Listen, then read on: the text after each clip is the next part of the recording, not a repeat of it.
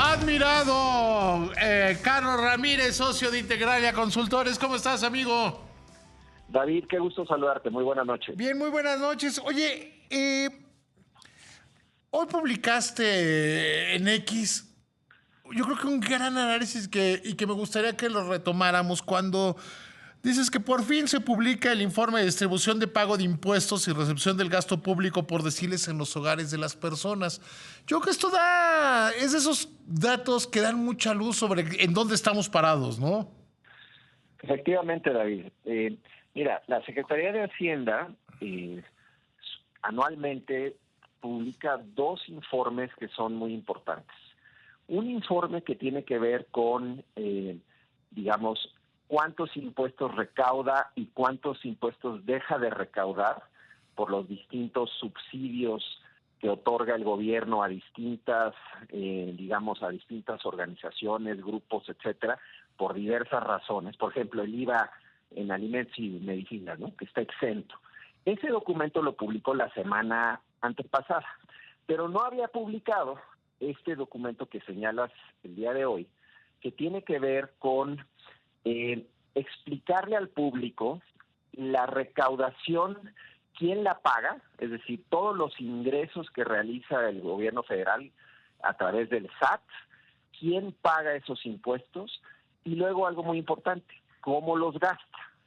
Y en efecto, revela mucho de dónde estamos porque nos permite ver, pues digamos, hay mucha información aquí, pero digamos, en esencia, somos un país que recauda un cierto número de impuestos, predominantemente son los estratos de mayores ingresos los que pagan esos impuestos, y luego esos impuestos, ¿cómo se distribuyen?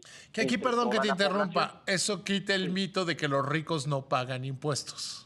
Absolutamente. Hay un mito que además es un mito que se repite y se repite y se repite y se repite políticamente, decir, los ricos no pagan impuestos.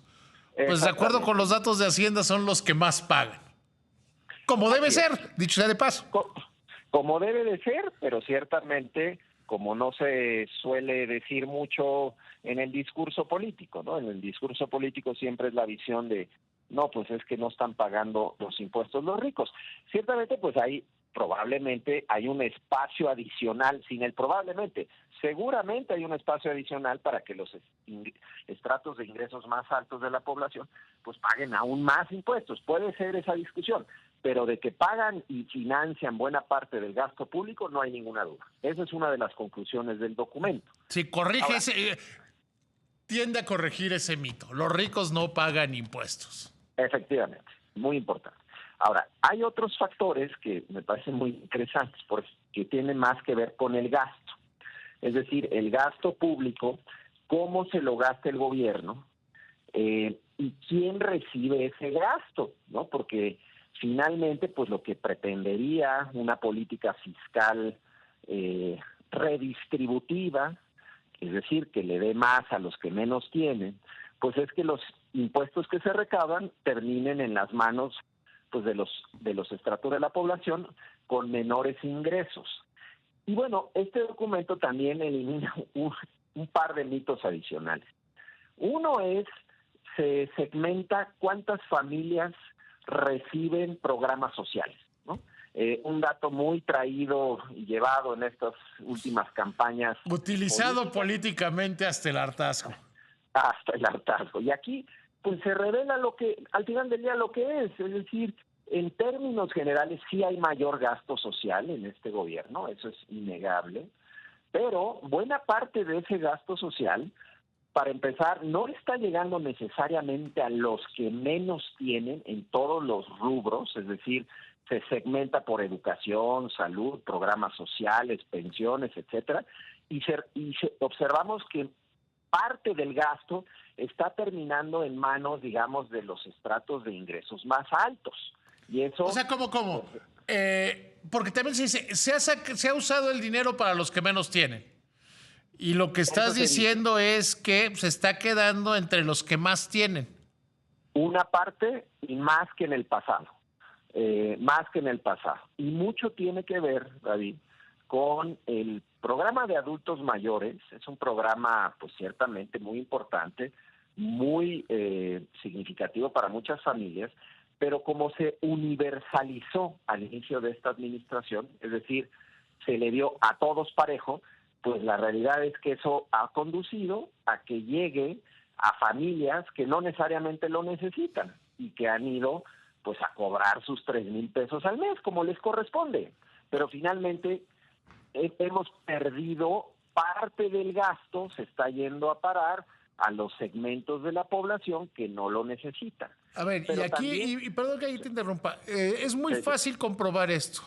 Vayan a alguna oficina del INAPAM, la de Huixquilucan, por ejemplo.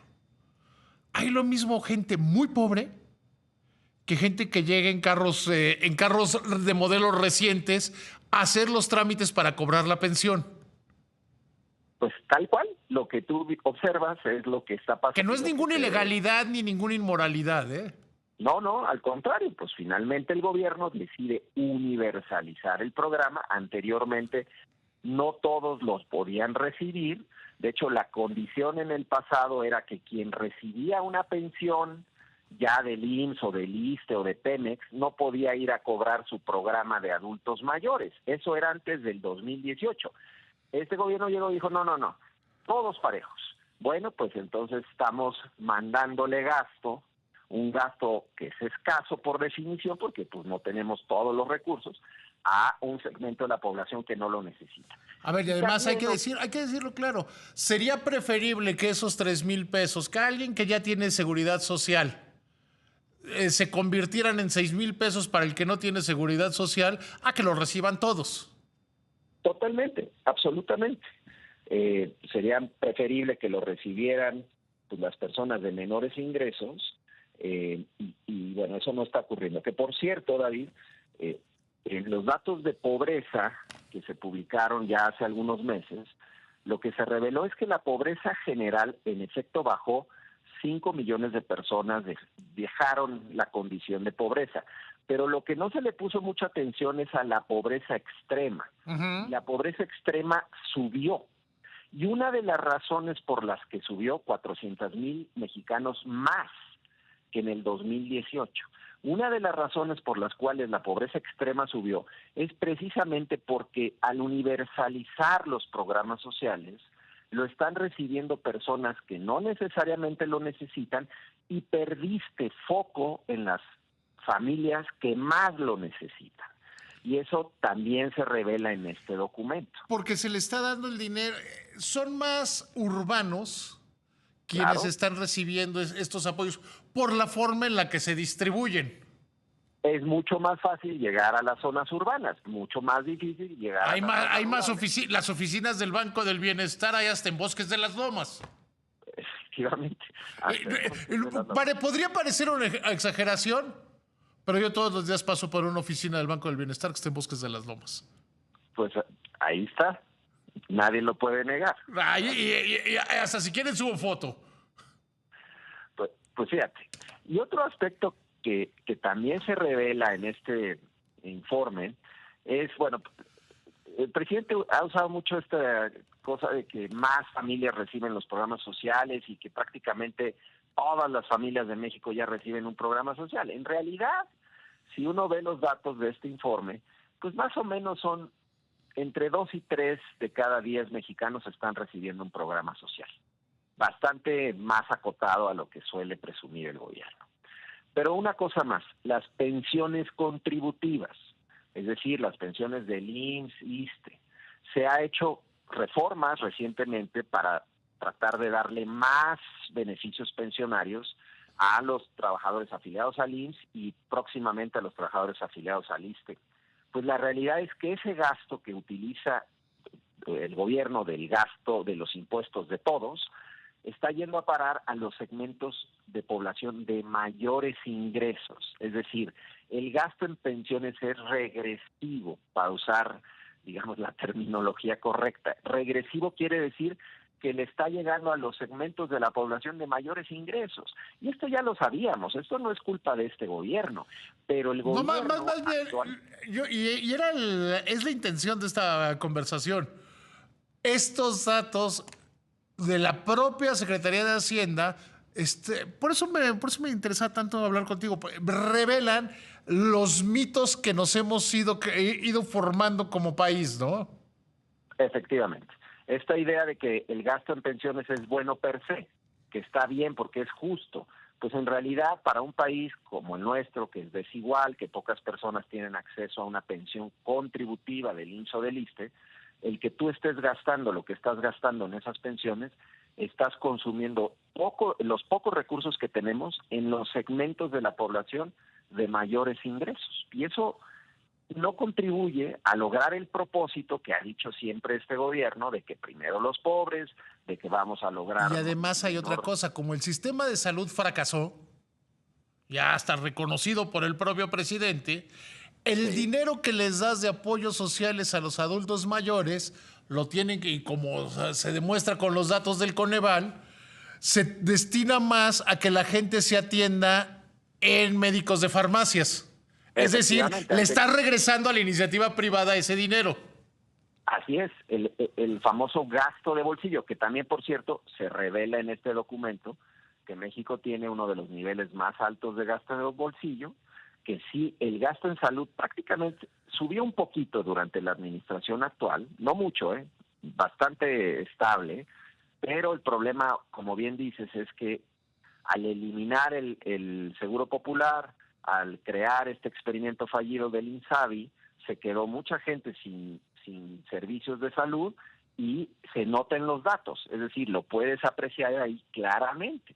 En fin, todo eso, como dices tú, todos esos mitos que están, digamos, son parte del día a día de la información que nos da este gobierno, pues aquí con información dura, con datos duros, pues mucha información. Y no es una organización neoliberal, no es la Secretaría de Hacienda. Es la propia Secretaría. Sí, no es un grupo neoliberal de enemigos del régimen que estén ardidos porque perdieron sus privilegios. Es la Secretaría de Hacienda. Efectivamente, la propia Secretaría de Hacienda, y es un documento muy bien elaborado, que además, por cierto, el gobierno tenía que haberlo publicado desde enero, no lo publicó. Ya sabemos por qué. No lo publicó, ya sabemos por qué, se tardó. Efectivamente, dejó pasar las elecciones. Efectivamente, tal cual. Claro, porque, a ver, ¿cuál fue el corazón del discurso electoral? Este gobierno es bueno, la transformación, cualquier cosa que eso sea, le da más dinero a los pobres y a los que más lo necesitan. Este documento demuestra que no fue así. Sí, digamos que no es enteramente así, por decirlo de alguna forma. Sí, o sea, a ver, que se le dio más dinero a los que más tienen, a los más urbanos, pues es lo único que demuestra ese documento, ¿no? Efectivamente, tal cual, tal cual. Y pues sí, claramente pues contradecía con buena parte del discurso oficial que escuchamos durante las campañas, y por eso Hacienda lo aguantó hasta después de la elección. Desde el punto de vista político lo hicieron bien, desde el otro punto de vista lo hicieron fatal. Querido amigo, siempre me da mucho gusto platicar contigo, Carlos. Que te vaya muy bien. Igualmente, David, muy buenas noches. Un saludo.